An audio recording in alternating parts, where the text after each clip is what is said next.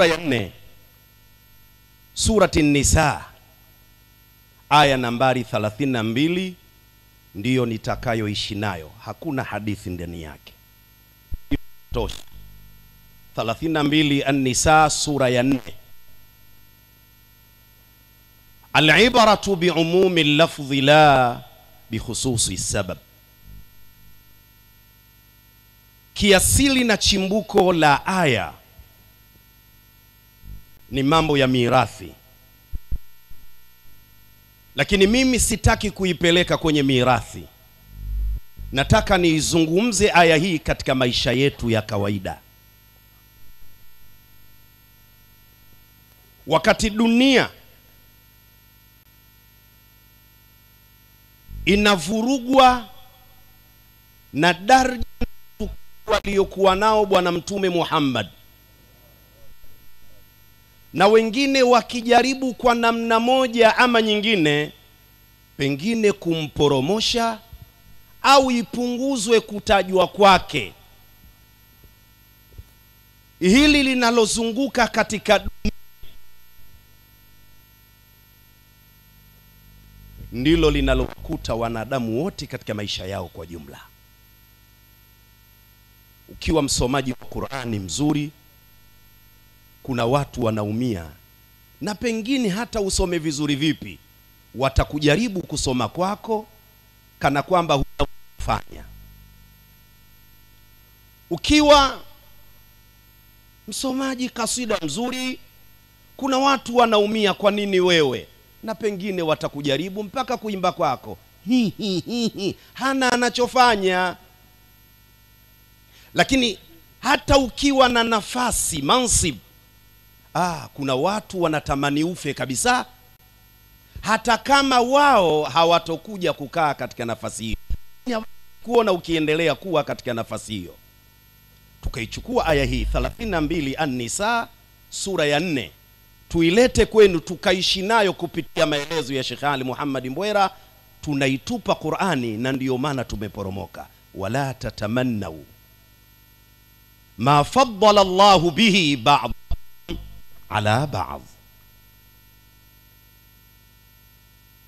Musitamani, musiumie, acheni husda kwa sababu ya yale ambayo Allah subhanahu wa ta'ala amewatunukia, amewafadhilia baadhi yenu kulikoni wengine.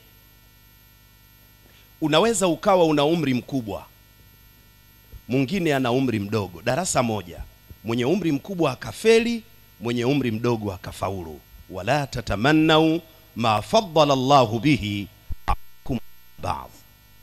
Munaweza mukasoma darasa moja ama kwenye dini kwa shekhe mmoja, na mukamaliza mwaka mmoja, wewe ukarudi nyumbani ukaenda kuuza machungwa, Shekhe Walidi akawa shekhe wa mkoa. Wala tatamannau ma faddala Allahu bihi ba'dakum ala ba'd. Shida hii inawavua nguo Waislamu, wapoteze utu wao, wakose amani kwenye maisha yao, kwa sababu kuna fulani yupo namna fulani. Sababu yake kumbe tulikaa mbali na kitabu cha Qur'ani. Tungeishi na kitabu cha Qur'ani, aya hii tungeiona, tungeridhia mgao wa Mwenyezi Mungu. Ni jambo ambalo lawezekana, baba mmoja mama mmoja, wewe ukazaliwa na rangi hiyo mweusi mweusi kidogo, na huyu akazaliwa na rangi hii mweupe mweupe kidogo. Wala tatamannau ma faddala Allahu bihi ba'dakum ala ba'd. Kwa nini wewe unajua vitabu vingi vya fiqh na mwingine anajua vitatu tu, msikiti mzuri akawa ni imamu? Usiumie. Wala tatamannau ma faddala Allahu bihi ala ba'd.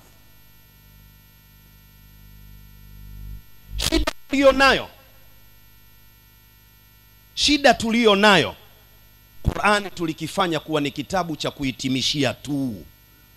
Tunakisubiria mfungo 3 kikung'ute kutoka katika dari, wa nakhtim bihi ila hadrati nabi. Ya tuishi Qur'an. Vipi Qur'ani inataka watu wawe? Haina maana Mungu hanipendi mimi mkubwa kuliko wewe, mimi nikawa mwembamba, wewe mdogo wangu ukawa kibonge. Ni mpango wa Mungu. Samiu mwanangu, Samiu Musa, msomaji wa Qur'an, mi sauti yangu imeboba hii ya kindengereko, wewe una sauti nyembamba, niridhike. Huo ndio mpango wa Mungu. Mwenyezi Mungu katika hili sasa, mfano wake na sura yake, ambayo hii kiasili ni kule katika mirathi, ihamishe kule ilete katika maisha ya leo. Lirijali nasibu mimma tasabu. Kama ingekuwa ni mirathi, wanamume wana fungu lao lililopangwa kisheria kwa sababu ya yale mahusiano yao, kwamba wewe upate kifungu kwa sababu wewe ni baba, na wewe upate fungu hilo kwa sababu wewe ni mtoto, na wewe mjomba huna kitu, baki tu kuangalia, mpenzi mtazamaji. Na hivyo hivyo wabil aks, walin nisa'i nasibun mimma tasabna. Lakini ukileta kipande hiki katika maisha yetu ya kawaida, wanamume watalipwa siku ya Kiyama jihada zao na mifumo yao ya maisha vile walivyoishi. Usitarajie kuenda Firdausi ukiishi katika maisha ya fitna. Usiote ndoto eti na wewe utakuwa min ashabil yamini, maisha yako ni hasadi. Lirijali nasibun mimma walinnisa'i nasibun mimma tasabna. Tegemea kuvuna ulichokipanda. Ndio tafsiri nyepesi ya maneno haya. Umepanda nini, hicho ndio cha utakachovuna. Usitegemee kulima pilipili uje uvune mpunga afaa. Tegemee kulima mpunga bora kupata, undengerekoni upo bora kupata, ukake tezabawa ukamatiki huo hata nazi 6. Usitegemee kupanda bora kupata uje uvune kirombero. Lirijali nasibun mimma linnisa'i nasibun.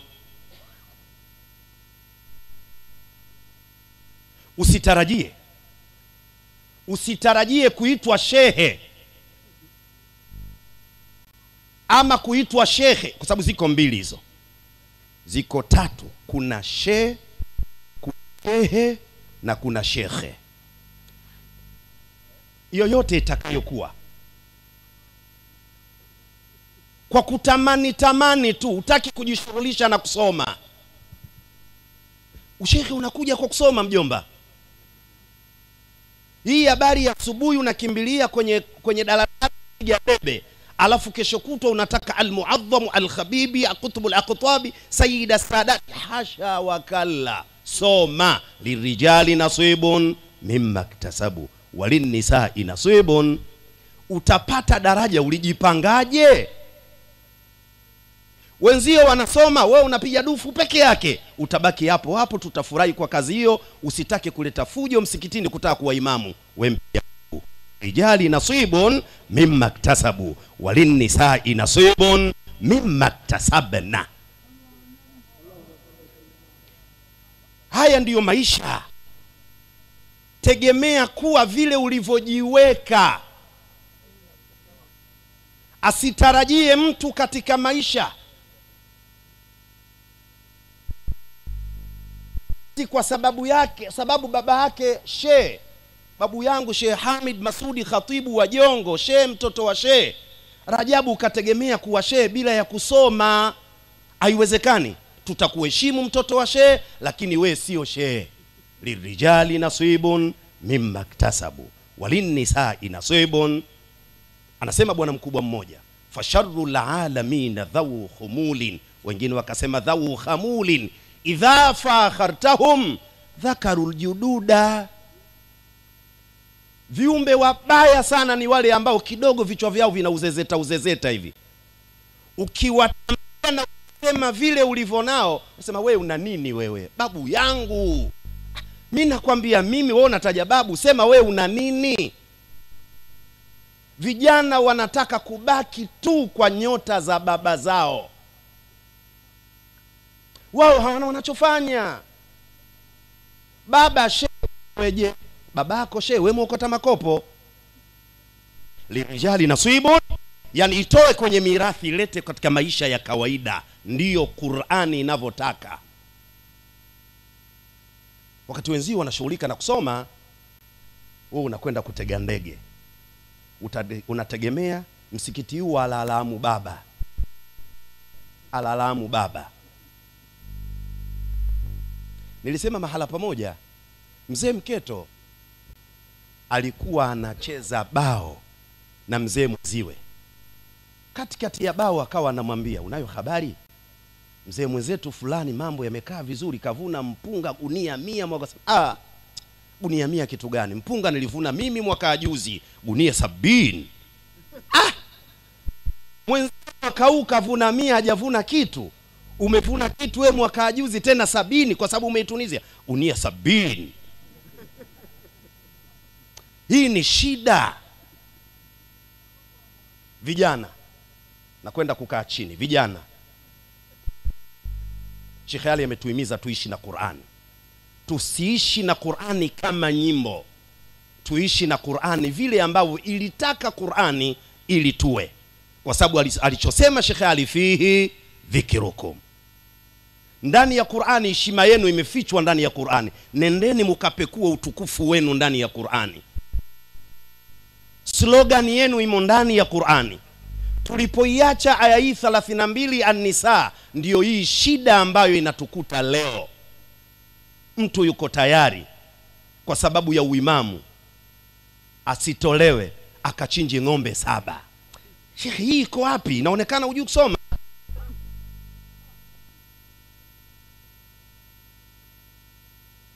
Amiri al-Mu'minin Suleiman ibn Abdul Malik alipoingia Maka kwenda kutekeleza hija na vijana wake, walikutana na mtu ambaye ndio aliyekuwa anamgeuza baba yake katika kumnyoa, Atha ibn Abi Rabah. Watoto walishangaa, mtu mwenyewe anaonekana mufalfalu sha'r, na nywele za kindengereko, nywele za kipilipili, mutabadhilu thiyab, aswadul lawn.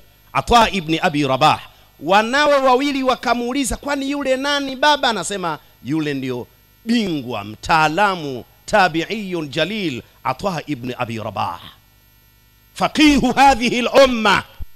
Kisha aliwaambia wanawe, ya bunay ta'allamu al-ilm fabil ilmi yashrufu al-wadi'u wa yanbuhu al-khamil wa ya'lu al-ariqa ila maratibil muluki.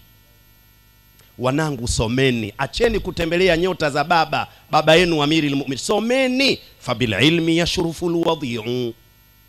Kwa kuwa na elimu mpaka cheo kinakuwa vizuri. Kama huna cheo, kama una elimu unataka cheo, ndio utafanya hayo yasiyo, utatisha watu na hivi na hivi, limradi uwe hivyo. Fabil ilmi yashrufu al-wadi'u wa yanbuhu al-khamil. Mpaka zezeta mpumbavu mmoja akisoma ananyanyuka. Wa ya'alul ariqa'u ila maratibil muluki. Hata watumwa wakiwa na elimu wanaweza wakapanda mpaka wakafikia katika daraja ya wafalme.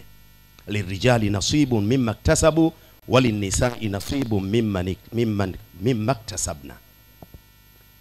Baada ya haya nikai chini, Mungu mwenyewe akaleta solution. Sasa Mungu mwenyewe kaleta solution mwenyewe. Baada ya haya akasema, was'alullaha min fadli. Hii ndio solution. Kama mwenzio unamuona basi wewe muomba Mwenyezi Mungu na wewe akupe fadhila zake, akunyanyue kwa namna moja ama nyingine. Ni sio kumhusudu mwingine. Mungu aliyempa ndiye ambaye wewe watakiwa kumuomba ili nawe akupe. Inawezekana huyu akawa imamu, Mungu akakuteua ukawa shekhe wa wilaya. Kwa Mungu ni jambo la kawaida. Was'alullaha, sio nyote mkapapanie nafasi moja. Inawezekana wewe Allah akakujalia ukawa katibu wa wizara fulani, alafu huyu naye akamlilia Mungu, akapambana katika kufuata njia, naye Mwenyezi Mungu akamnyanyua yeye ni balozi. Inna Allaha la ya'ti bil minani illa bittiba'i sunani. Mungu haleti mambo mazuri isipokuwa kwa kufuata nini? Utaratibu. Mara moja Sheikh wetu Suleiman Imrani Kilemile alitoa mfano huu, nami na unukulu kama alivyosema. Mlevi mbwa kafua nguo zake, kesho anataka akapige pombe vizuri. Wewe imamu umefua nguo zako ili kesho ukaswalishe, lakini mlevi akaanika kwenye kamba nje juani, wewe shekhe ukaenda kuanika chini ya kitanda. Zinakauka za nani? Za mlevi, za shehe? Za mlevi zitakauka, zako shehe zitavunda. Inna Allaha la yahdi bittiba'i sunnah was'alullaha min fadli. Tukiwa tunagombania sote tuwe na kijuba kama cha Sheikh Walidi, tutakufa. Yeye cha kwake kile, wewe tengeneza cha kwako. Kwa hiyo huu ndio ujumbe wangu wa leo. Kama vijana, hebu kila mmoja ajipange, kisha nini anatafuta katika maisha yake na anataka kuwa nani, lakini je, anafuata njia? Usiangalie ya mwenzio yatakukatisha tamaa, angalia ya kwako yatakupa tamaa. Usiangalie ya mwingine yatakukatisha, nitafika pale. Maana ukimsikia baba yetu mlezi wetu anapofundisha Sheikh Subki, sema ngoja nikatafute kama huyu mzee lini. Unakata tamaa, unaacha na kazi yenyewe ya dini. Wewe usiangalie, wewe pambana vile ambavyo inastahiki kwa upande wako. Kila mmoja achukue nafasi yake. Twendeni kama Waislamu katika maisha yetu, tuwabebe watoto wetu, tuwafundishe maisha watoto wetu, kielimu, kikazi na kila kitu. Baba, ukiwa upo utatuletea matatizo kwa watoto. Ili tupunguze hili janga hili la omba. Maana hili ni janga la taifa. Watu wanaangalia majanga mengine, hili nalo ni janga kuwa watu wa omba. Tuna Qur'ani, tuna akili, tuna nguvu. Kijana na miaka 28 bado ana nguvu, kashakata tamaa. Yeye kazi yake kutengeneza mipango mjini. Tunaharibu dini na tunaichafua dini, na Qur'ani ndani ndiyo kuna utukufu wetu. Hadha wabillahi tawfiq, wassalamu alaikum wa rahmatullahi wa barakatuh.